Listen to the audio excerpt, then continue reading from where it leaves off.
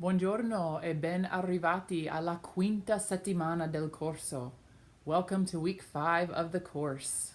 Please make sure, as always, that you are completing your SuperSite homework exercises, the ones that are due at the end of every week. They correspond with the textbook, so make sure you're reading the textbook and using the textbook as you do those exercises.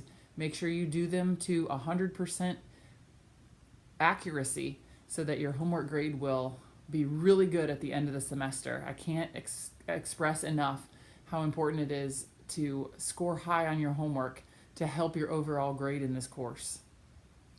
Make sure also that you are using the accent key that is on the screen in the SuperSite homework. If a word requires an accent in Italian, the SuperSite will mark your answer wrong if you do not put an accent over a correct accent over the word.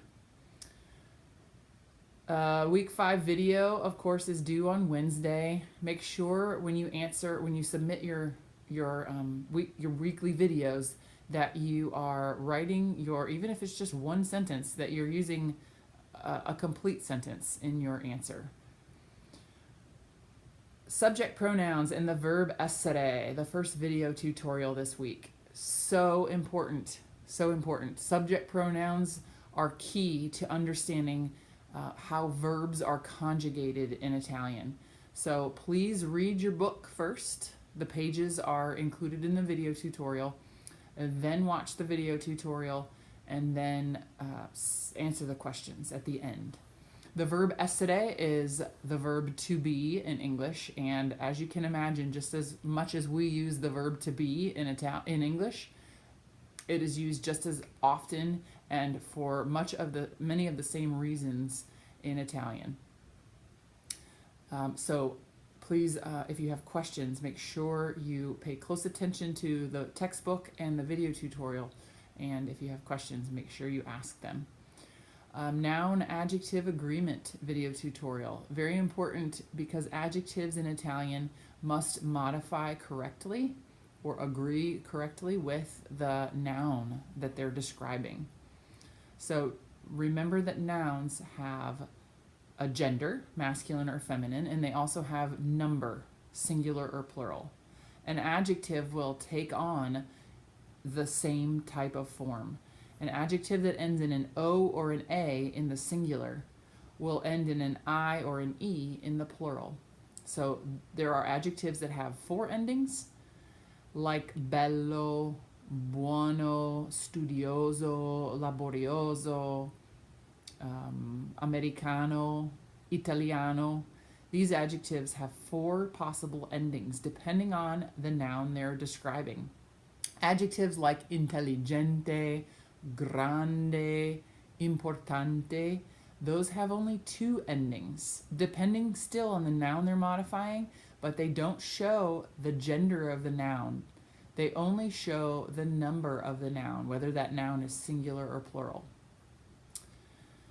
So watch the video tutorial, read the textbook pages first, watch the video, and then make sure you submit questions if you have them. Telling time, another video tutorial. Telling time in Italian uses the verb essere.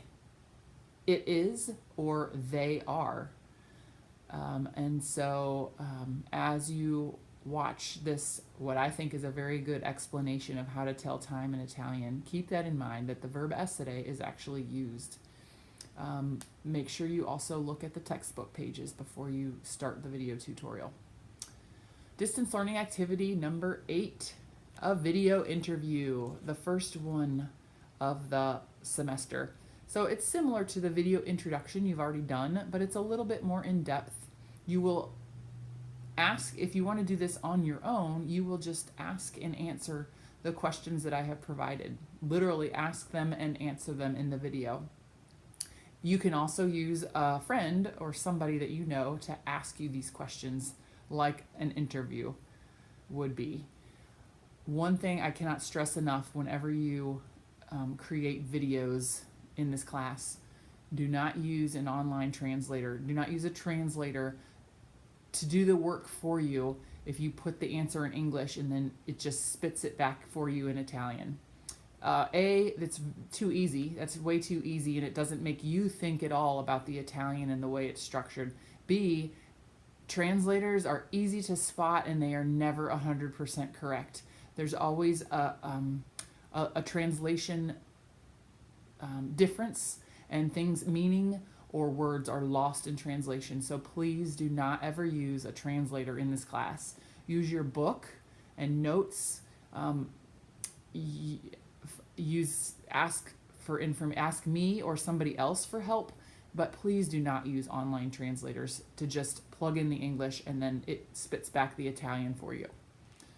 Remember, in this class we always stay in the present tense. So one way that a translator is easy to spot in an answer is if a tense other than the present is used. If you have had Italian before and have chosen to stay in 115, you may use a little bit of other tenses as long as you let me know that you have been studying them and you have studied them before. 2 PowerPoints are included for you to help you. They're the PowerPoints that I use in my face-to-face 115 classes. So I hope that they're of help to you.